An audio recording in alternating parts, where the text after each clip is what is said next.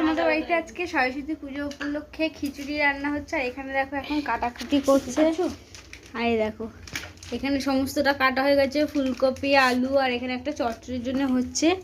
তো কি কি হয় সেটা তোমাদেরকে আমরা দুপুরবেলা দেখাবো খাওয়ার টাইমে। তো গাইস, তোমরা দেখলে আজকে আমার দেওর বসাইকে দিয়ে আমি আজকে ভিডিওর ইন্ট্রোটা শুরু করলাম, কারণ সরস্বতী পুজো দিতে যাচ্ছিল ও স্কুলে, তাই ভাবলাম ওকে দিয়ে ভিডিওটাকে শুরু করি।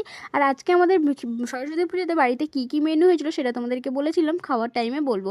তো দেখো আমরা আজকে সবাই মিলে খেতে বসে গেছি, আর পিসিরাও কিন্তু আজকে আমাদের বাড়িতেই খাচ্ছে সবাই মিলে একসঙ্গে। আর রিজুর পেছনে আমি একটু লাগছিলাম আর খুব বিরক্তিও হয়ে যাচ্ছিলো।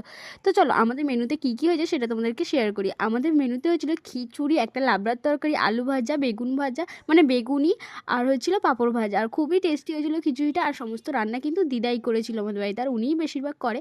তো যাই হোক আমরা কিন্তু সবাই মিলে খাওয়া দাওয়া। তো আমাদের সরস্বতী পুজোটা তো এভাবেই কাটলো। তোমাদের কাদের কীভাবে কাটলো অবশ্যই কমেন্টে জানিও। আর ভিডিওটা ভালো লাগলে অবশ্যই লাইক করে দিও। বাই।